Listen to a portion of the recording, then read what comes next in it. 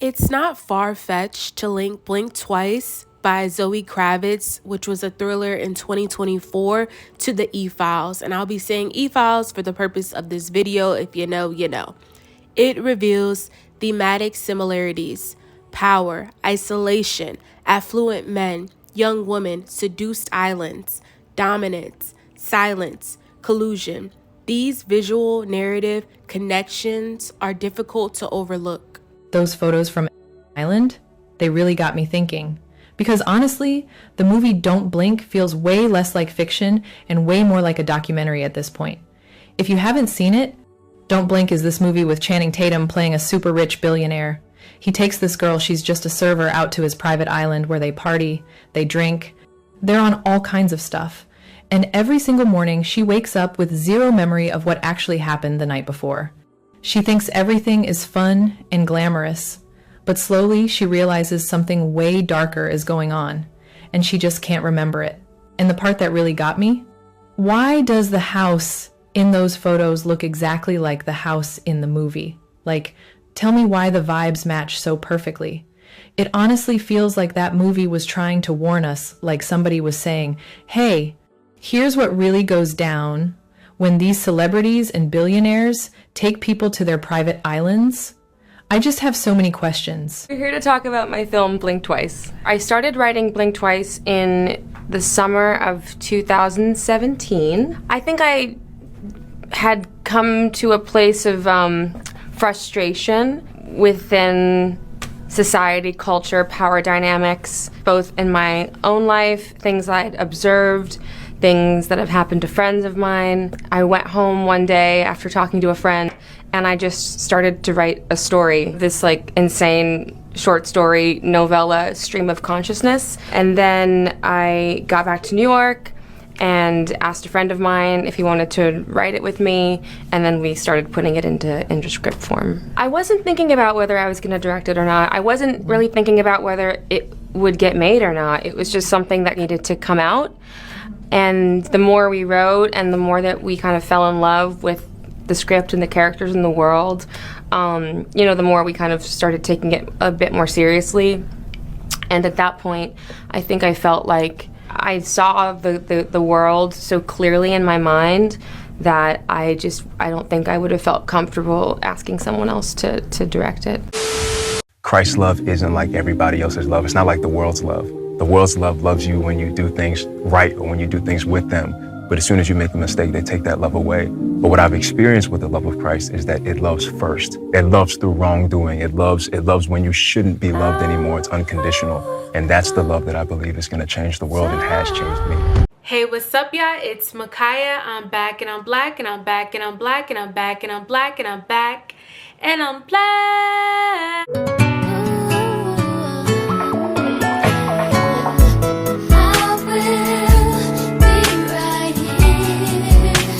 Sasha here. Excuse me? Supermodels do not fly business class. Now, I'm not gonna demand a private jet, but I think Jag could at least spring for first class. And I will be off camera for this video due to me recovering from not feeling the best and being under the weather. But your girl is recovering, so I'll be back on camera soon. But we will be discussing the parallels and how similar Blink Twice is to the E-Files, and how there's actually more realism within this rather than it just simply being a film. Now, this film was very eerie, creepy, and I've only seen it once. I can promise you all I won't watch it again. That's how out of pocket it is. And to think that this kind of stuff happens is truly sad.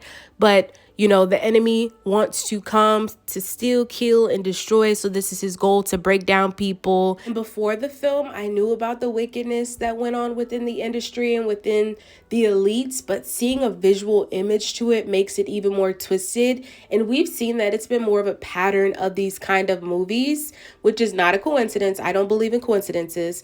But this is a sound alarm, and I pray a lot of people open up their eyes and learn something from the film. But before we dive back into the video, please make sure you like, comment, and subscribe to see more of me. If you're new, hey, and if you're a returner, I really, truly appreciate the love.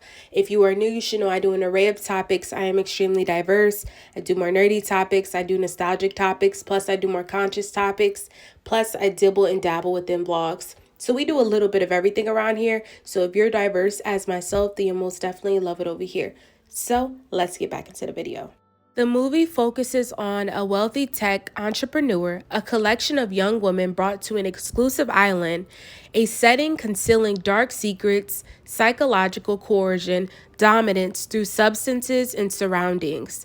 The facet of agreements is not merely about a single individual, but rather about power structures. It delves into how charm conceals mistreatment, affluence offers safety, seclusion eliminates bystanders. The memories and reliability of women are scrutinized. That's the true essence. E-files are deeply ingrained in our shared consciousness because it revealed a wealthy financier with international ties, a seduced island, young women brought in, trafficking and exploitation, influential figures in proximity, a private island, a network that shielded him for years. Thus, when a film depicts a billionaire doing all this to young women, controlled settings, the cultural reference is nearly instinctive. Both the real-life scenario and the movie delve into a profound issue: how wealth can muffle the voices of victims, sway institutions, create uncertainty, shape narratives, and how influential men in privileged circles frequently act without restraints.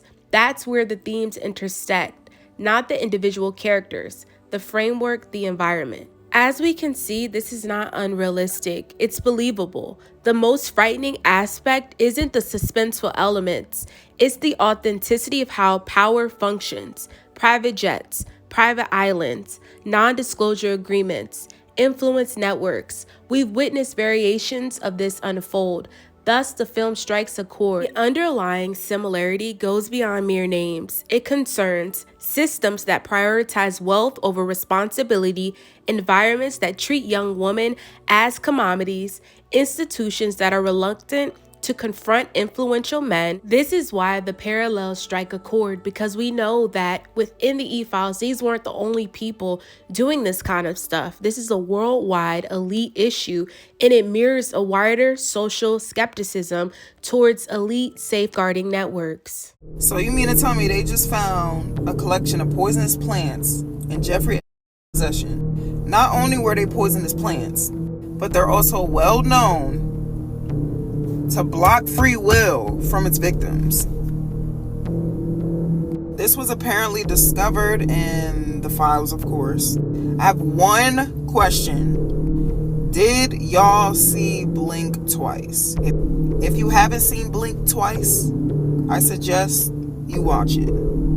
The director gave hints and said that the movie was based off real events that happened in real life.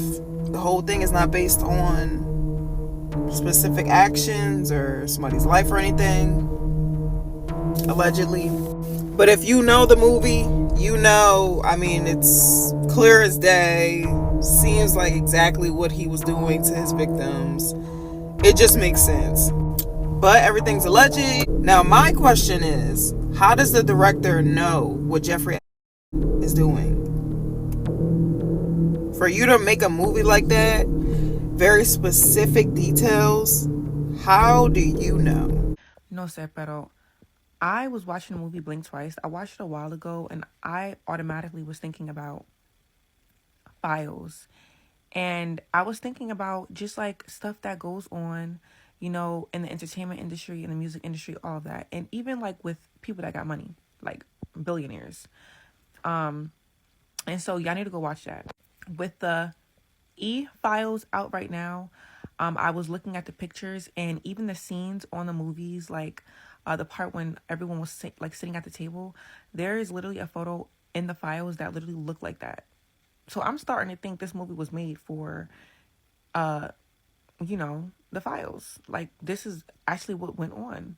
Like, I don't know, y'all. And even the way they would talk in the emails, they were so weird. The thing about elite parties is that none of this stuff is new. For the longest, anytime when a believer says something is demonic, y'all want to name it spiritual psychosis. And it's like, no, the truth is right in front of your face, but you can't see it. Like, the Bible literally talks about people sacrificing their children to Moloch or Baal for like an exchange on the life that they want to live. So y'all think that this email from Hillary is a coincidence? Y'all think that this typo by Balenciaga is a coincidence? Like, come on. The whole point is to keep putting it in front of your face so you get desensitized to it. You'll be like, oh, it's just a joke. Oh, it's just art. Oh, it's just a song. Oh, it's just a movie. No, this is real life, y'all. Wake up. Like, even with the they're going to keep dropping stuff, but no arrest is going to be made. If they do, it's not going to be the key people. Like, the industry is just filled with imposters, bro. Like, what Jay-Z said? Jesus can't save you. Life starts when the church ends. But yeah, you want to be called Jehovah. Boy, get your... Like, it's not everybody famous, but it's a good chunk. And everything I said is allegedly. Stay woke. Blink Twice is actually brilliant. Every single person needs to watch it right now if you haven't already. It's one of the best thrillers because it's based on real events. She actually knew exactly what was happening because her father, Lenny Kravitz, actually knew Peter Nygaard and attended his island. The Canadian Epstein. We need to call the cops and the FBI. Okay, but wait. Wait. Say we call the cops and the FBI, right? And we're like, hi, hello, please send help. Slater King and his buddies are doing horrible things to us. You're gonna be like, what did they do? And we're gonna be like, we don't know. Because they've been secretly erasing memories with perfume, I guess. And the guys will be like, what? We would never do that. Other white guys we'd probably play golf with. Peter Nygaard was actually listed in the Epstein files, but of course we know there are many Epsteins, and he was one of them. And this one was obsessed with youth, preserving it, specifically for himself. He was obsessed, Peter Nygaard was, with stem cell research and anything that he could get his hands on to preserve his health and youth and to create longevity. And according to many people involved in the investigation, he actually would impregnate underage girls, have them get abortions, and then harvest the stem cells of the fetuses to inject in himself under the belief that it would be more beneficial than random stem cells from another source. It's part of this genetic greatness that we don't see in any other race on the planet. These curvy, sexy black women from Africa. You girls have a kind of a monopoly on this genetic perfection, and we want some of that. So, girls, for $100, we will pay you for your egg. No, you $100, monkey. And that he would go to China and other countries to learn how to do this and have it done. And the underage aspect of this is, a big part of the investigation too. But that's part of it. That's how far he would allegedly go to extend his life and his lifestyle. He did a lot of things. I mean, this is a guy, Vlad, who is being investigated for going back 5 decades, involving potentially thousands of women in Canada, in California, in the Bahamas, where he had a compound, where he would routinely, according to witnesses, take underage girls, get them drunk, seduce them, and rape them in a most vile and vicious fashion. And we went down to the Bahamas, it's been a year now, and interviewed a lot of the victims, the survivors, and some of the people who were witnesses. And he was able to get away with this for so long because of wealth and corruption and a sense of impunity like I've never seen. And I've covered a lot of criminal cases in 40 years. I mean, he was a sick, demonic, parasitic loser, like they all are. So who do you guys think this woman is? A couple people are saying Beyonce, some are saying Oprah, Naomi Campbell. Who do you think? So remember when Blink Twice originally came out and I was like, oh, it's clearly a reference Island and everything that was going on there. Now with everything coming out about PDD, I firmly believe that although it is still a reference to the island, it is also very much a reference to what was going on with PDD. Down to the wardrobe, down to, you know, the white parties and all of that, down to the Beyonce needle drop, am I in my head? Like, am I overthinking this? It is always so interesting to me to see films like this, like expose type films being done by female directors, although they might not seem like expose to begin with, but the more you start thinking about it, the more you're like, is it showcasing the darker side of the lives of the rich, whatever. But what makes it even more interesting is when it's a person who is a little bit more firmly planted in the industry, obviously considering who her parents are. And I don't know why, but in my head I'm thinking that perhaps having the position that she is in terms of being a little bit more firmly planted in the industry as opposed to some of the other filmmakers, just kind of being able to expose that a little bit more obviously, at the not having as much of fear of retribution. I don't know if I'm making any sense, let me know if I am, but it's been on my mind so much ever since all of this has started to come out. But yeah, let me know what you think. Do you agree? Do you disagree? Do you see the connections? Because I couldn't stop thinking about that. Listen, there's most definitely connections. There's no coincidence. This movie parallels how it happens for different circumstances. I don't think it's solely just with the E-Files. I think it's touching on so many different aspects of the elite and how harmful and demonic the industry is. So stay prayed up, stay woke, stay vigilant, because listen, a lot is taking place. So I appreciate you all for watching. Please make sure you like, comment, and subscribe if you enjoyed. Please leave your thoughts and perspectives on the matter. But let's be respectful down within the comment section. And if you do get the chance, please check out my social media platforms down within the description box. So I want you all to remember that you are loved by the God who created the universe. There's no mistake about why you are here. He made you for such a special purpose. So I thank you all for sharing this precious moment with me, and I'll check you all out in the next video. Stay blessed, everyone.